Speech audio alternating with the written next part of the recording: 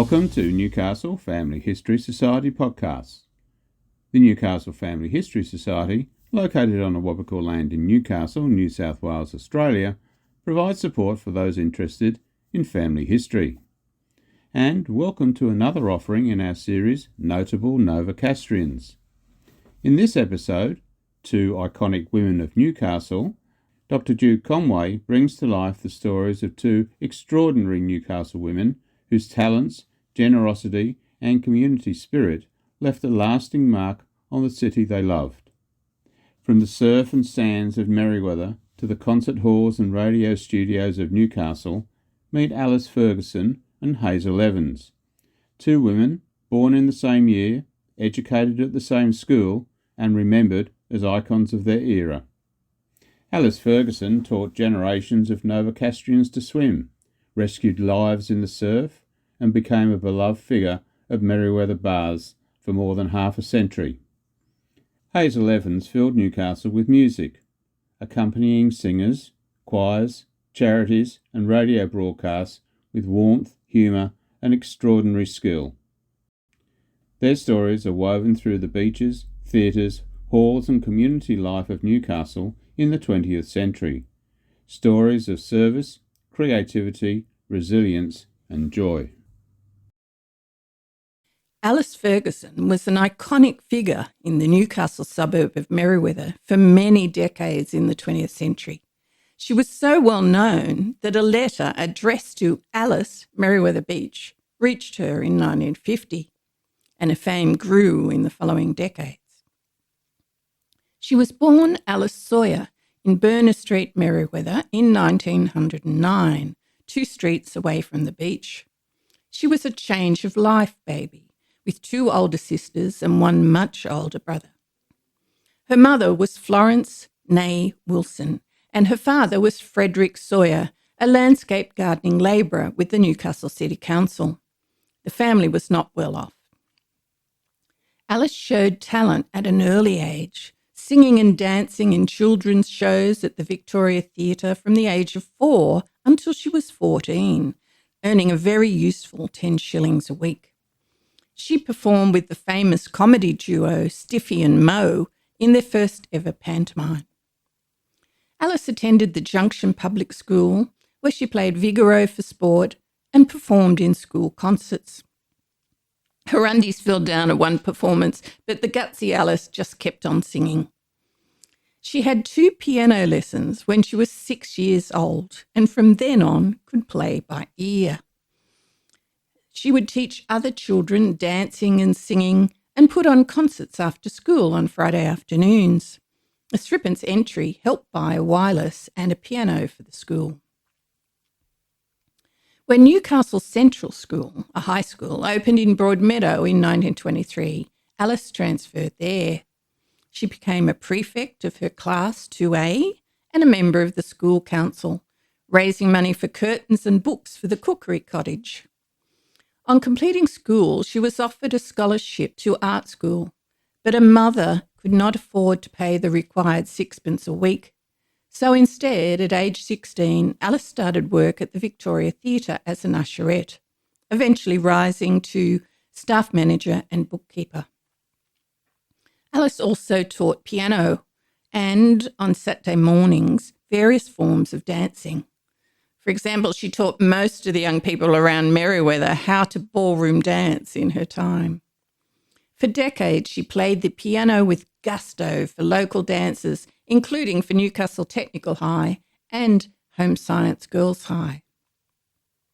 Alice was involved in many theatrical productions. She was the first ballet mistress for Colin Chapman's Newcastle Dramatic Art Club productions and for the Civic Choral Society in the 1940s. She was choreographer and musical director for an all-male showgirl revue in the 1950s and a vice patron of the Independent Theatre Company in the 1960s. Alongside theatre, Alice's main passion was the beach. From an early age, she would go with her brother, a lifesaver, to Merewether Beach. She was his shadow. He and his mates taught Alice to shoot the breakers. She recalled, When I was 16, I got a beautiful chute and rode it all the way in. Unfortunately, however, with her head down and kicking strenuously, she crashed straight into what she described as a police sergeant's fat stomach. Her front teeth were knocked out and other teeth chipped.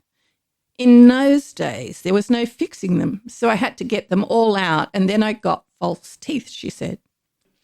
I was never sorry. It was worth it. What a shoot that was.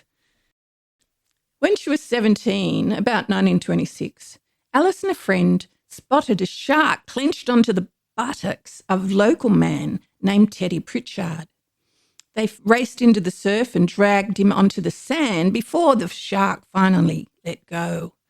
The ambulance was called. The paramedics were worried Teddy would not last the night, but Teddy did survive, and to help with the costs of his recovery, Alice organised a concert at the Victoria Theatre, which raised £88, a reasonable amount of money in those days, worth over $8,000 in the 2020s. In the late 1920s, Alice was a founding member of the Merewether Ladies Swimming Club. She was elected captain and remained captain for nearly 60 years. Their swimming costumes were heavy, made out of blue wool with bands of cream and orange around the bottom. The women wore a belt to give them better shape. The swimming club held their races in the ladies' baths, carved into the rock platform at Merewether Beach. Alice was a good swimmer and would often win trophies. She could dive so powerfully, she was nearly to the other end before she started stroking. A member of Lost Newcastle on Facebook recalled that Alice was the only person she ever saw who made a perfect entrance into the water. Absolutely no splash at all. Poetry in motion. Although they are now silted up, the ladies' baths are still there, and the rock platform is still known locally as the Ladies. Alice helped raise funds to construct the Merewether Ladies Clubhouse on the promenade, which had showers and lockers and a meeting room. She bought an old piano for the clubhouse, which she would play for sing-alongs. On one day of high seas, while Alice was shooting the waves, she saw the piano floating in the surf. With help, she pulled it out of the water and organised a truck to take it to her garage. The piano was never the same. It croaked from then on. Eventually, the clubhouse was also washed away. From her teens, Alice had started giving swimming lessons to children every day in summer. At first, she taught in a deep hole near the sewage pipe south of Merewether Beach. Then, after it was built in 1926, she held her lessons in the ladies' baths, before finding a permanent home at the Merewether Ocean Baths when they were completed in 1935. Alice was the first to dive into the new baths at the official opening ceremony. She taught babies to swim by holding a hand under their stomach, singing The Wizard of Oz, and moving their tiny arms to the music. If the children were scared, she asked them what pets their family had to relax them. She conducted free lessons for decades. Alice lived in the time before slip, slop, slap and never used sunscreen. So her black as the ace of spades body was a very recognisable figure at the ocean baths every summer, and I am just one of many who remember seeing her there. As another Lost Newcastle patron recalled, with Alice there was always the big smile, the gravelly voice, and you felt at home. Alice Sawyer married Alan Feguson in 1937 after meeting him at Merewether Beach, of course. She gave up her work at the theatre, as was expected in those days, although continued all her classes. She and Alan moved to Coan Street, just one street away from her parents' home. Alice Annie gave up competitive swimming at the age of 35, possibly when she was pregnant. They had one child, a son named Ken, in 1945. In the Second World War, because so many men had gone away to fight, the Merewether lady swimmers were asked to learn how to operate the line, reel and belt in order to do patrol duties as lifesavers in emergencies. Using her new skills, Alice then helped the Cooks Hill Women's Surf Club with their life-saving practice. She is listed in the book A Sporting Nation, celebrating Australia's sporting life, as an early female lifesaver. Her husband Alan died too young in 1948. Although she had a number of offers, she never remarried. She devoted her life to swimming and concerts, always coming up with innovative ideas. For example, realising that many of the mothers who brought their children to learn to swim could not swim themselves, Alice formed the Mothers Swimming Club in the late 1950s. Between 20 to 40 women would attend the monthly sessions, which ran till at least the mid-1980s. In 1962, Alice was awarded an MBE, Member of the British Empire, for her services to swimming and the community. And in 1984, she was named Newcastle's Sportsperson of the Year for teaching swimming to thousands of babies, children and adults, including immigrants and the intellectually and physically disabled. Her youngest student had been 8 months old and the oldest 89. In 1973, Alice Feguson became the first woman ever in Newcastle to be appointed an honorary beach inspector, at Merewether Beach, of course. Alice made 2 rescues in her later years. One woman in trouble in the water just off the rock platform was so scared her arms were flying everywhere. Alice had to knock her out by punching her on the chin in order to bring her to shore. Then, when Alice was 75, she saw a Japanese student caught in a rip and realised she's going to be taken out to Billy-O. Alice had to swim 500 metres to reach her. The student, in her fear, kicked her and screamed and shouted. Alice just had to pull her in on her back the best she could. When they got to shore, Alice said the student put her little hands together and thanked her. Alice Feguson passed away in 1997, but her iconic status continues. The Alice Feguson Community Centre in Corwell Street, Merewether, on the site of the former Carlton Tennis Club, of which Alice was a member, was named in her honour. And her birth name, Alice Sawyer, is etched in concrete alongside Merewether Surf House. All respect to Merewether's Alice Feguson. And now I'd like to tell you about another Newcastle icon from that era, Hazel Evans. They were born in the same year, attended the same high school, and were both performers. Hazel Melba Evans was one of Newcastle's most accomplished and respected pianists, and is a resonant example of the Welsh musical influence in the city.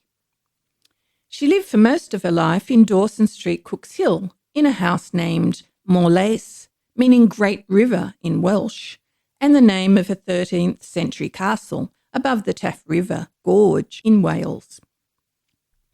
The first non-convict Welsh to arrive in Newcastle were coal miners brought over by the Australian Agricultural Company in 1840. Many more Welsh miners were assisted to emigrate, and by the 1870s there were 7 Welsh chapels in town. At the turn of the century, the Welsh were 6 times more common in Newcastle than in the rest of New South Wales, and Welsh music competitions, Eisteddfods, had been staged for decades, commencing even before Sydney. Hazel's father, David Evans, a violinist, was born in Newcastle, though his ubiquitous Welsh name indicates his origins.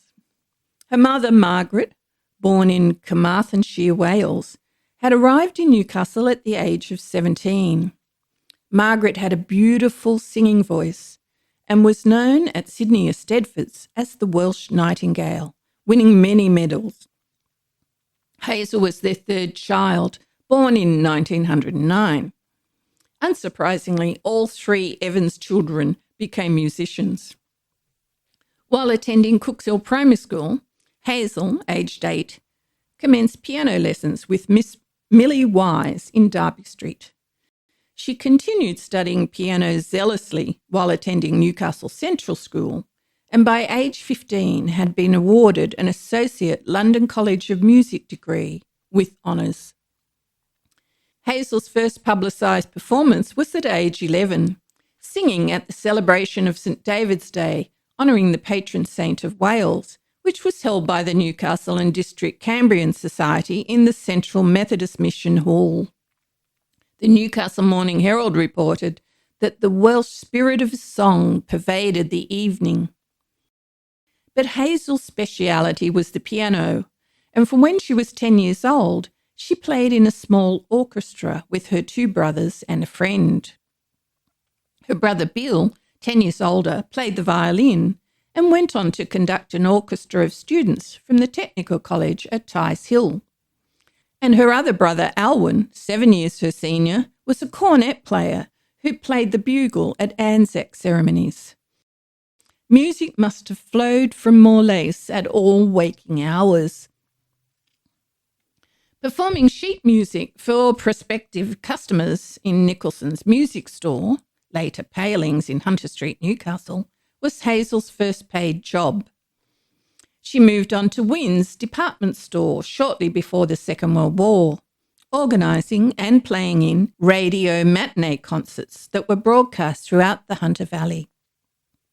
Also, for a Wynn's staff review, Hazel conducted the orchestra and Alice Feguson was the ballet mistress. During the war, the Song of Newcastle, composed by Alexander Galloway, was issued as a 78 RPM record, with all profits donated to the Newcastle Patriotic and War Funds. It was sung by baritone Edward Walcott, and although unnamed on the record, the pianist was Hazel Evans. You can listen online to this paean to our well-endowed by nature city. Every Sunday afternoon, from 1942 to 1945, Hazel played in concerts for the people to raise money for the Australian Comforts Fund for the Armed Services. Besides Hazel, comedian Bobby LeBrun and his fellow entertainers from the Barton's Follies tent show, trapped in Newcastle by wartime fuel restrictions, together with other local artists, ensured lively, well-patronised concerts.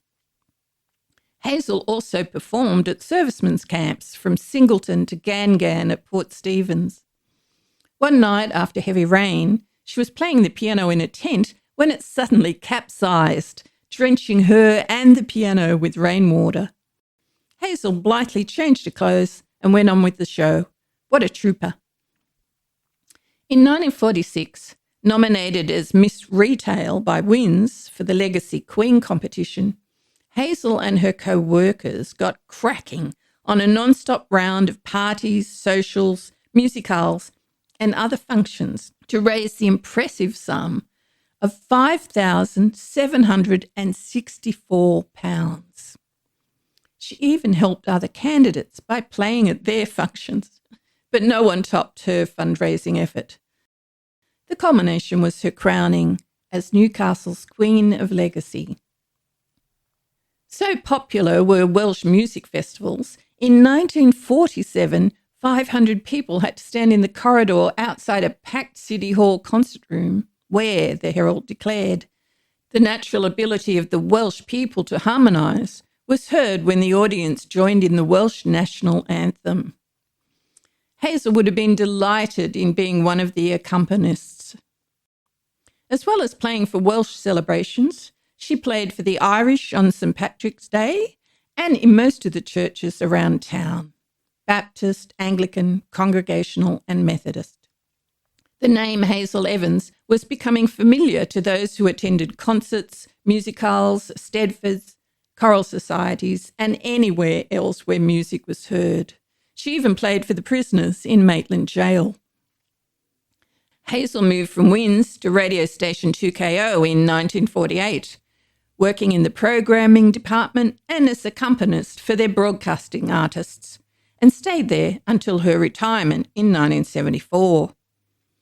One of the artists she accompanied was Gladys Moncrief, Australia's Queen of Song, who in 1951 sang a riot of songs at the Newcastle City Hall, arousing a packed house to unusual scenes of enthusiasm. Before the final curtain, Gladys called Hazel Evans from the piano and gave her a hearty kiss. It was a lovely gesture from a great artist to an accompanist whose work could not be faulted. Hazel was chuffed that Gladys affectionately called her my Newcastle accompanist. Many older Novocastrians still remember as a child hearing Auntie Hazel play the piano at the Victor Ice Cream Show in the sadly recently demolished Blackhall House in New Common Street, held every Friday after school and broadcast live on 2KO. Julian Croft, a born and bred Novocastrian poet, immortalised her in a 1983 poem, Caveat Emptor. This is the Victor Ice Cream Show. We're on the air from 2KO. Okay, I ate my ice cream, so cold it broke the spoons. Sat in stunned silence at Uncle Rex's jokes and sang along with Auntie Hazel's transparent tunes. In order to keep up with all the new numbers, Hazel's transparent tunes emerged from the thousands of sheets of music she kept at Morlaix. In fact, a fellow musical colleague, singer Pat Wilson, recalled on Lost Newcastle that Hazel's music room was so full to the brim with scores that the piano was hard to find. As an adult, Hazel attended the Newcastle Conservatorium for weekly lessons with the well-known Sydney teacher and composer Frank Hutchins for about 8 years. She found that the study of classical music helped her finger dexterity. In 1962, she mentioned to Hutchins that she needed a short piece to play for the Lady Mayoress's at-home function. At the following week's lesson, he handed Hazel a lullaby, which he had just completed and autographed. Hazel went on to play his Lullaby to a Boy at hundreds of weddings, charitable functions and musicals. She said whenever she played it, you could hear a pin drop. Almost everybody knew her. Oh, look, there's Hazel. No one called her Miss Evans. Was a standard remark at wedding breakfasts, charity luncheons and club functions. She gave her services free to the Cambrian Society, Wattle Day League, Royal Newcastle Hospital, Red Cross, Legacy and Rotary. She travelled long distances to accompany students at Eisteddfods. She accompanied choirs and played in orchestras, performed in drawing rooms, theatres, town halls, reception halls, clubs, broadcast studios, hospitals and other institutions. She even did a stint for silent movies. When Hazel's mother, Margaret, the Welsh Nightingale, had died in 1944, the minister at her funeral spoke of Margaret's talent, which, he said, she used for the help of others and never for monetary considerations. Like mother, like daughter. A journalist wanting to interview Hazel wrote, "She would be one of the most elusive women in Newcastle. You see her here, you see her there, but you rarely find her at home. But wherever she is, you can be sure of one thing. She'll be playing a piano." Hazel was familiar with just about every public piano in the Newcastle district, including those off-key and off-colour. But no matter how out of tune, she could patch up the music. She was that rare commodity, an absolutely reliable accompanist. She had learned singing, mainly to understand singers' needs. They were all happy to perform when they knew she would accompany them. One bad experience, though, was accompanying an elderly woman singing the lost chord. By the time the vocalist had finished, they were way down in the basement, and Hazel was a nervous wreck because she had to transpose the song as the woman could not hit the high notes. In contrast, violinist Errol Collins recounted with admiration how, after performing a piece called Gypsy Dance with Hazel at the City Hall, she told him that the last page of her music was missing, so she'd just made it up. He had no idea. Hazel had a jolliness and bright, shining humour and was always ready for a laugh. And in 1968, the local branch of the Women's Service Club, Quota, chose her as their Woman of the Year for untiring service to the city of Newcastle and her cheerful and Christian attitude. On a grander scale, in 1978, Hazel Evans was awarded the BEM, the British Empire Medal, for meritorious service to the community. On the 10th of December 1981, after doing what you can be sure of, that is playing the piano, at Newcastle Women's Bowling Club, Hazel collapsed, later dying in hospital, aged 72. By then, the ever-generous Hazel Evans, of musical Welsh ancestry, was deemed to have performed in Newcastle so often that her name was better known than Nobby's. Vale Hazel Evans. You've been listening to Two Iconic Women of Newcastle, written and presented by Dr. Jude Conway. Through the lives of Alice Feguson and Hazel Evans, we glimpse a Newcastle shaped not only by industry and change, but by people whose generosity, talent and dedication enriched the lives of thousands. Whether teaching children to swim at Merriweather Baths, accompanying performers across the city, raising funds for wartime causes, or simply bringing people together through music and community, these women became part of Newcastle's living memory, and their legacy still echoes through the city today. To hear more stories in this series, please visit the podcast section of our website, www.nfhs.org.au, or search Notable Novocastrians in your chosen podcast listening platform. This has been Newcastle Family History Society Podcasts.